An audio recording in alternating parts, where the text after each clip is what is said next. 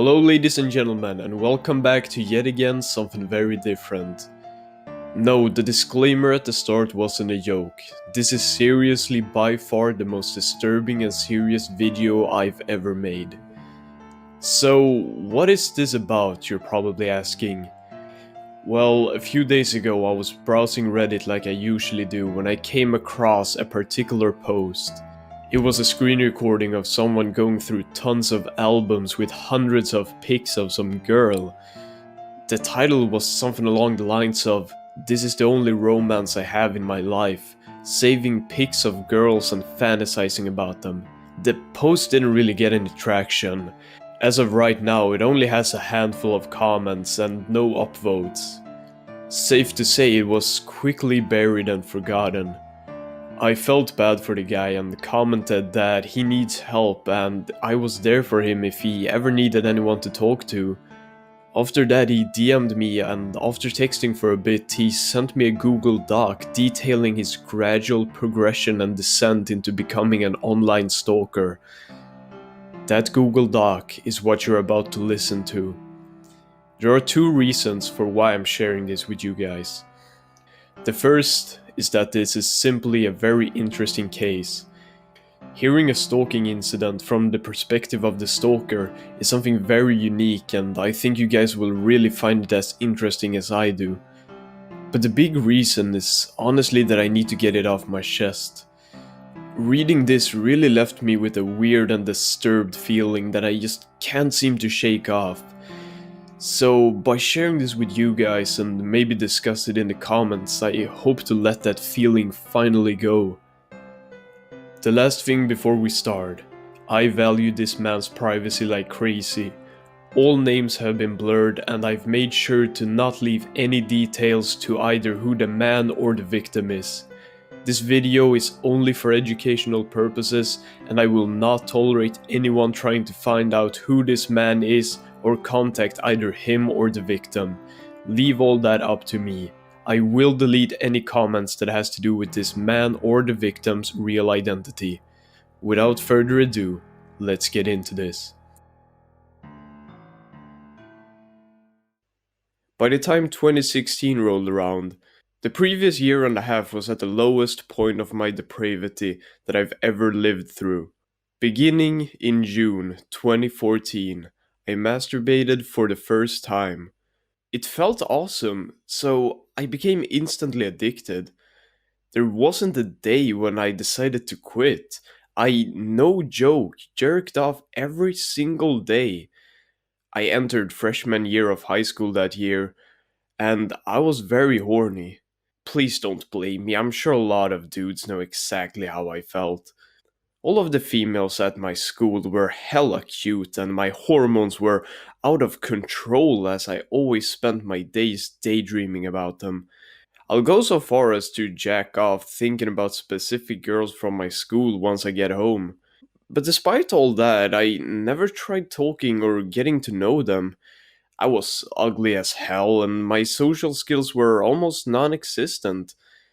I know for a fact that I stand no chance at even approaching them, since all of the girls there much prefer talking to fuckboys or gangbangers.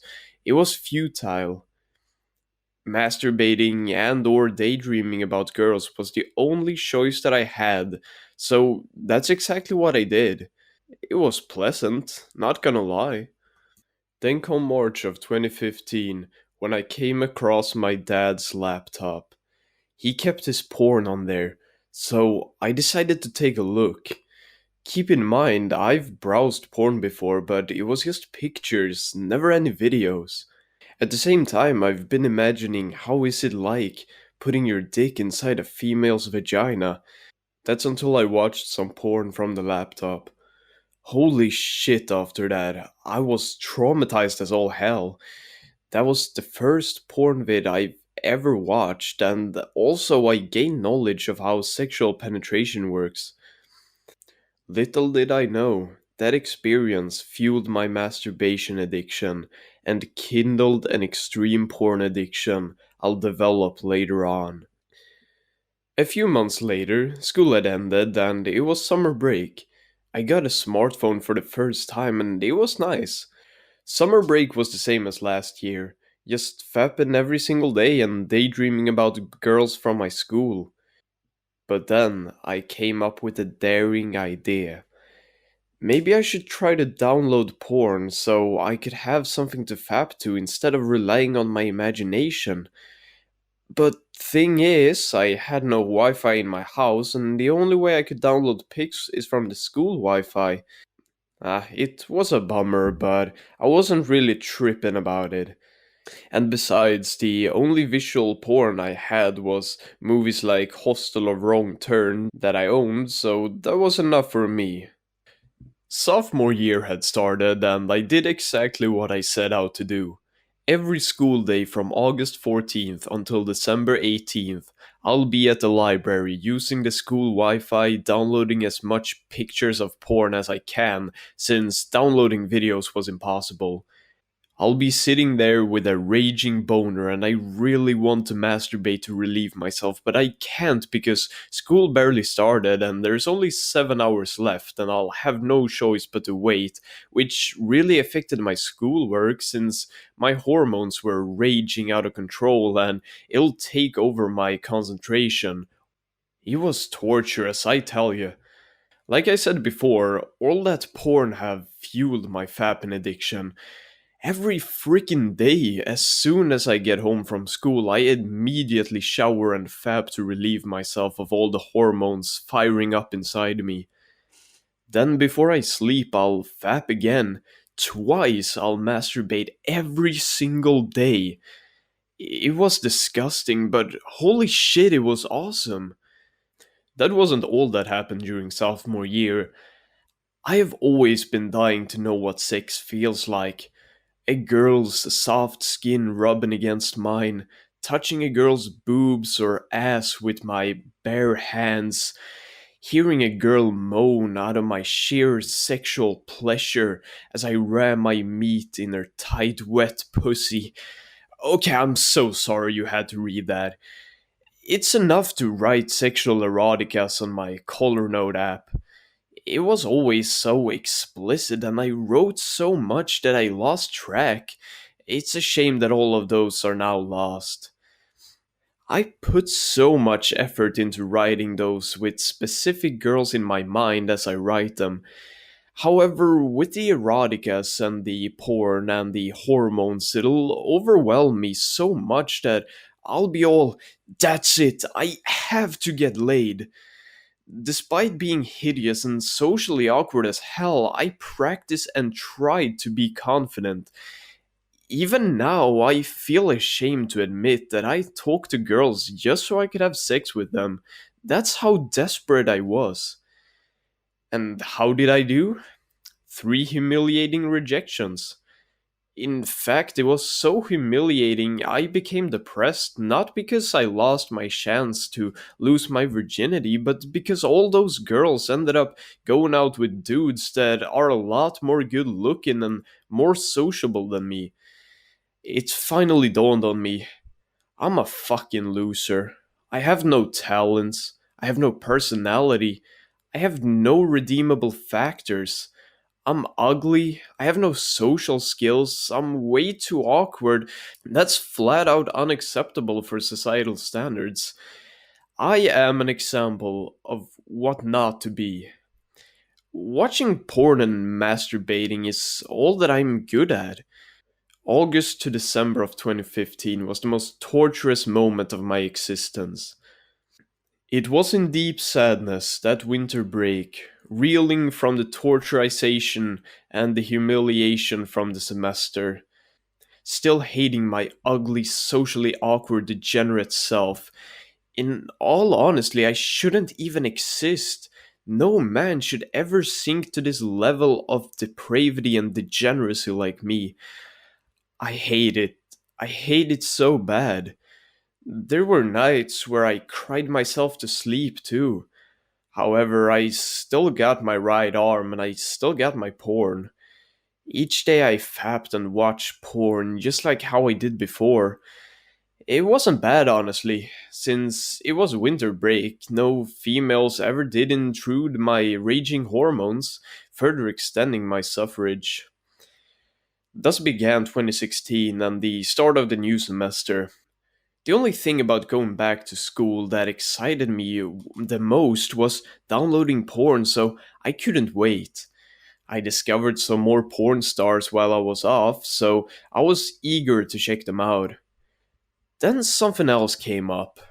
I was using Google Plus at the time to download pics until I stumbled across a selfie from a female on the Slayer fan page. I remember how she looked. She had big brown eyes, light skin, some thick lips, and purple hair, along with a Slayer shirt. She was cute, so of course I downloaded her pic. Little did I know that day would change my existence forever. That pic of a female that I never knew her name and never met, I had a crush on. I know I can't describe how monumental this small discovery impacted my entire mental state. Instead of just daydreaming about random females from my school, I was fantasizing about the female I discovered on Google Plus. Since she didn't give it her name, I decided to call her Roxy. It was so different how my mindset was compared to the previous semester. Instead of thinking about sex constantly like some horny virgin that I was thinking about Roxy. Every time I got home, I would look at Roxy on my phone and just let my imagination run wild. I'll always fantasize about her as my girlfriend. Her voice, her smile, her laugh, her body, how she'll look naked. It was the only moment ever in my entire existence that I felt love. I never knew I'll feel love towards a female that doesn't even know I exist, rather than a female that I personally know. She's all that I ever think about.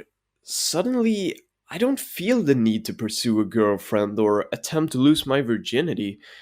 All the other females at my school became nothing. They couldn't even compare to Roxy. Roxy's all I ever wanted. You remember how I said that I hated myself for being a depraved and degenerate piece of shit? Out of nowhere, I wasn't thinking like that anymore.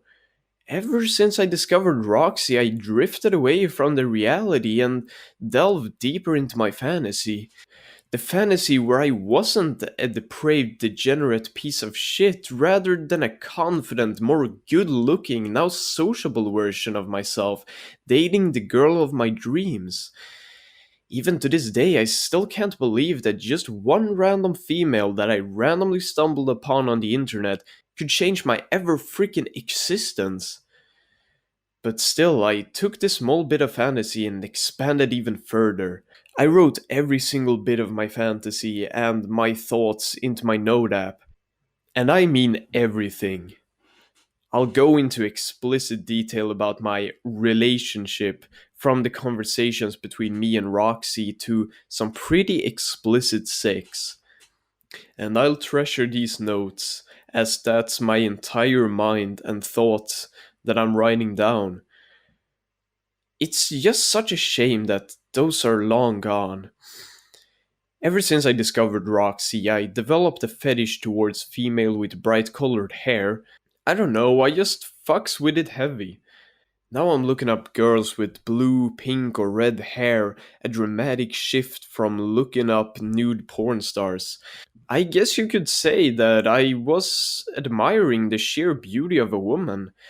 Yes, indeed, I went from thinking that females are nothing but sex objects to beautiful, majestic creatures. And yes, I too downloaded any girl I found cute and began sort of experimenting. It was all, will she be the perfect fit for me, or yes, me and her will make a cute couple. I started giving them names too, like Bridget or Maria, and adding them as characters to my fantasy.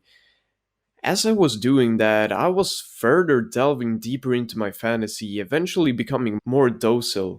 I had to admit, at the time I was living inside my own head more than the actual world, with the Color Note app on my phone as my second life. I felt more alive in those stories from my imagination that I wrote on that app than in real life. And I didn't care. The real world was shit, but my imagination isn't. And I did my best to make my imagination as perfect as possible so I can be as happy as possibly can. This was my own version of how I wanted life to be. I had control. Fuck the real world, I thought. January to February marked the time when my imagination was telling form.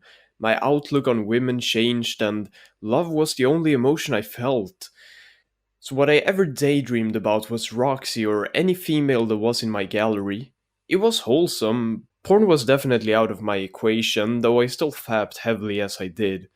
Then come March, when I decided to change my passcode on my phone. It was so fucking stupid of me. I forgot my fucking passcode and I can't unlock my phone. I tried my best to remember, but it was futile. After like a week, I had no choice but to restart my phone. And it also meant deleting every single picture in my gallery. The porn stars, the naked females, even the ones I barely discovered. It was heartbreaking that my color note app along with the notes will be gone too, but I had no choice. I restarted my phone. It killed me inside as I looked through my gallery and my color note was gone with no chance of recovering it. I admit I cried when it happened, not being able to see Roxy. For days I browsed through Google Plus to find that pic of Roxy. I spent hours on end, but to no avail. It was soul crushing to come to the realization that Roxy, the only girl that I felt true love for, was gone forever. It felt like an actual breakup, which it wasn't. Depression hit me bad for the next few weeks until I finally coped and gained the energy to rewrite my imagination into words yet again. Since Roxy was gone, I had to search again for the girl who's qualified to take up Roxy's throne. And luckily I did. This girl was white with blue eyes and pink hair with some black stripes. I decided that she will be the new Roxy. However, I never knew that this girl will be the same girl that I'll download pics from for the next 4 years. Losing Roxy and all of my notes was indeed heartbreaking, even though it wasn't a real breakup, but it sure felt like it, losing the female of your dreams. I still think about her to this day, and I tried my best to find Roxy. Of course, there's nothing. All I could do is make it work with the new Roxy and the tedious task of rewriting my fantasies into word form. New Roxy was cute, but nowhere near OG Roxy. Why the hell did I have to change my passcode? Summer break 2016 started, and by God, it was glorious. I stayed home all summer, and with reality not being able to intrude my fantasy, my mind was firing in all cylinders. My fantasy was gradually stimulating my mindset, and all I did was write non-stop. I went all out making these stories of my alter ego and his life as real and profound as humanly possible. I almost forgot I'm for the moment. I utilized new Roxy, giving her a backstory, her race, even her style of clothing, and at the same time experimenting with other pics of females in my gallery. Remember my porn and fap addiction?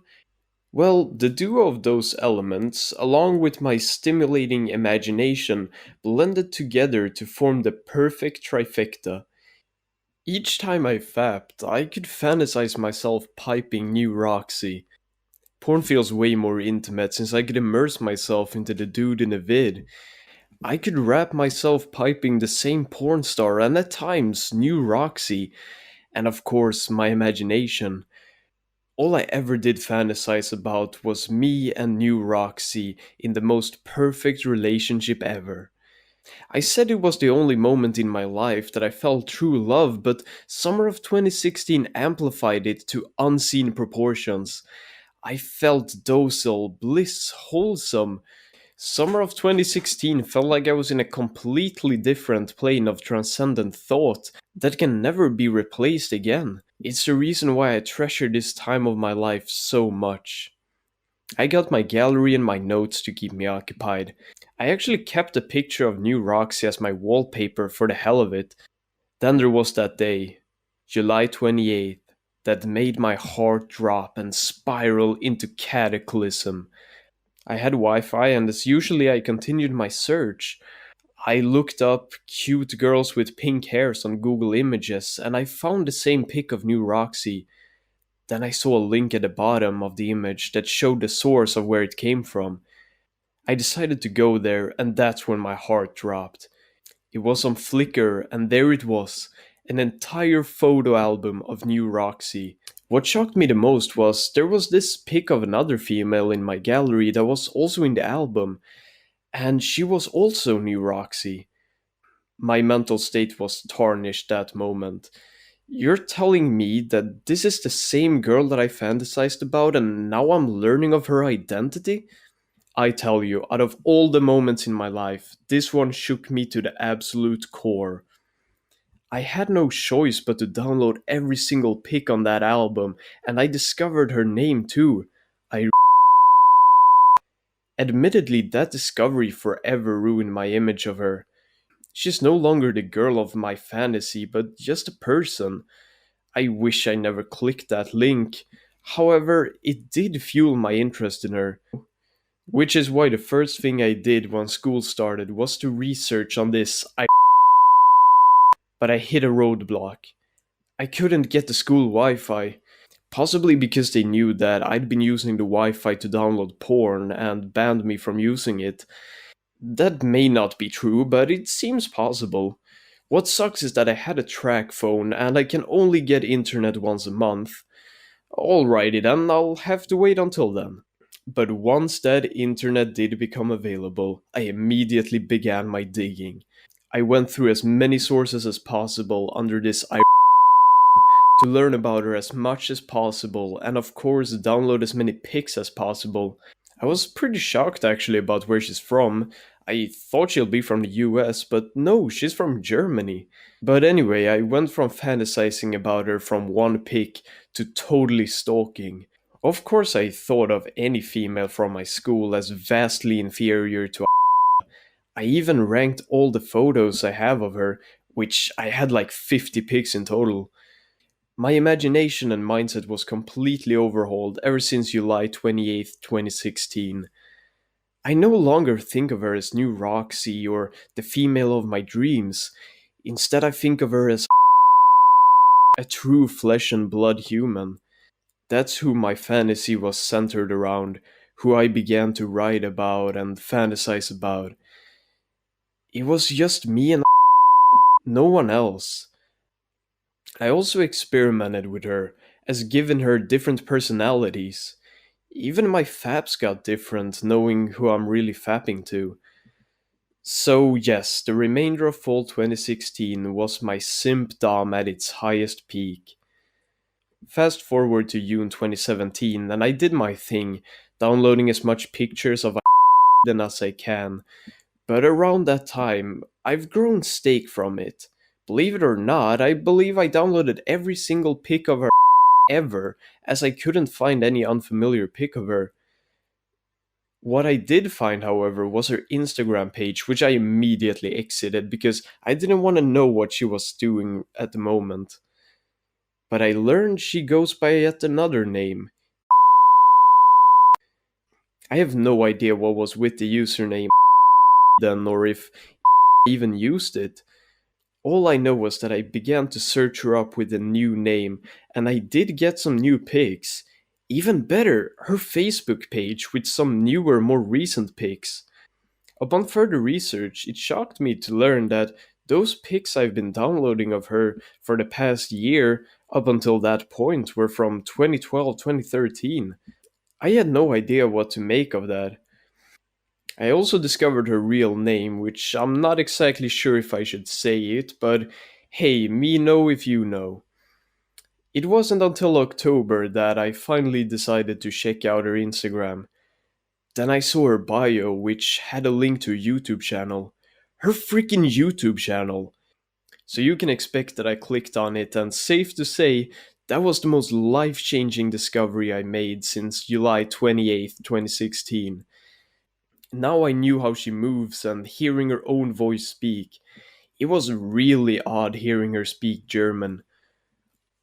Almost 3 years had passed, and as of writing this, I've been stalking ever since March of 2016.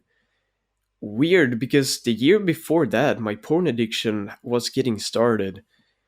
I have almost 600 pics and videos of her in my gallery. I follow her on Instagram and subscribe to her YouTube channel, and still I fantasize and fap to her. My view on hasn't changed a bit, as I still love her. Do I feel ashamed of stalking her for almost 4 years? I used to, but not anymore.